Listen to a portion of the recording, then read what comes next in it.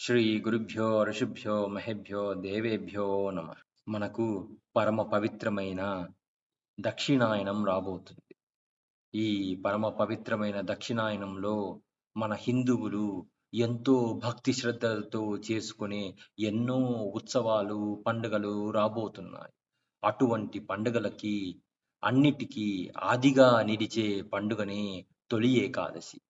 ఈ తొలి ఏకాదశిని కొన్ని శాస్త్రాల ప్రకారం మహా ఏకాదశి లేదా ప్రథమ ఏకాదశి లేదా శయనేక ఏకాదశి లేదా దేవశయన ఏకాదశి అని పలు నామాలు ఉన్నాయి.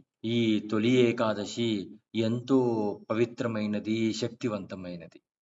ఈరోజు మన విష్ణుమూర్తులు వారు యోగ నిద్రకు ఉపక్రమిస్తారు. అందుకే ఈ ఏకాదశిని శయనైక ఏకాదశి అని పిలుస్తారు. కొన్ని ప్రాంతాలలో కొన్ని సంప్రదాయాల ప్రకారం ఏకాదశి నుండే చాతుర్మాస దీక్ష ఆరంభించే వాళ్ళు కొంతమంది ఉంటారు. లేదా ద్వాదశి నుంచి కొంతమంది ఆరంభిస్తారు. అలాగే పౌర్ణమి నుండి ఇంకొంతమంది ఆరంభిస్తారు. ఇలా ఎప్పుడు ఆరంభించినా అప్పటి నుండి 4 మాసాలు అంటే కార్తీక మాసంలో మళ్ళా వచ్చే ఏకాదశి, కార్తీక మాసంలో వచ్చే ఉత్థాన ఏకాదశి రోజు వరకు ఈ చాతుర్మాస దీక్ష మనం అవలంబిస్తూనే ఉండవలే. ఆ రోజు మరల మన విష్ణుమూర్తుల వారు యోగ నిద్ర నుండి జాగరూకులవుతారు. అంటే ఆ రోజే ఆయన నిద్రలేస్తారు. అప్పటిదాకా ఈ చాతుర్మాస దీక్ష నడుస్తుంది. ఈ దక్షిణాయనంలలో వచ్చే ఏకాదశులు చాలా శక్తివంతమైనవి. ఈ ఏకాదశులు అంటే సంవత్సరంలో మిగిలిన ఏకాదశులు పాటించినా, పాటించకపోయినా ఈ దక్షిణాయనంలో వచ్చే ఏకాదశులు పాటిస్తే కూడా మనకు ఎంతో ఉన్నతమైన ఫలితాలు లభిస్తాయి. మన హిందువులకు ఈ దక్షిణాయనము, ఈ చాతుర్మాస్యాలు చాలా పరీక్షా కాలాలు.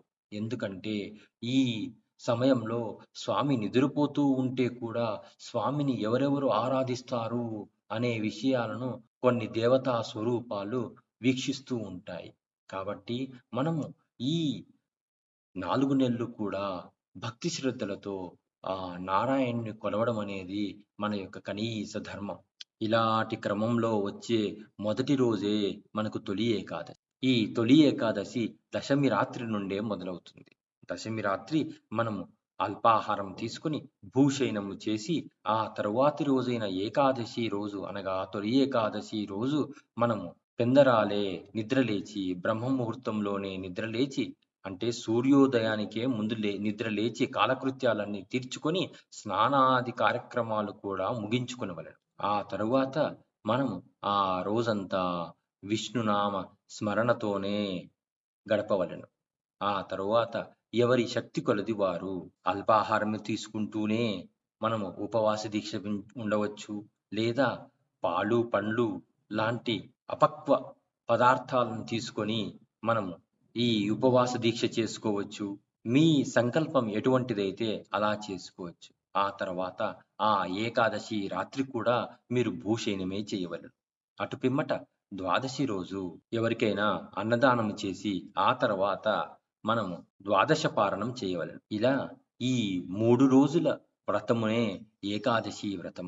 కాబట్టి మన ఏకాదశి వ్రతము దశమి రాత్రి నుండే మొదలయ్యి ఏకాదశి మరియు ద్వాదశితో ముగియబోతుంది. ఇప్పుడు మొదలయ్యే చాతుర్మాస్యంలో కొన్ని తినకూడని పదార్థాలు ఉన్నాయి.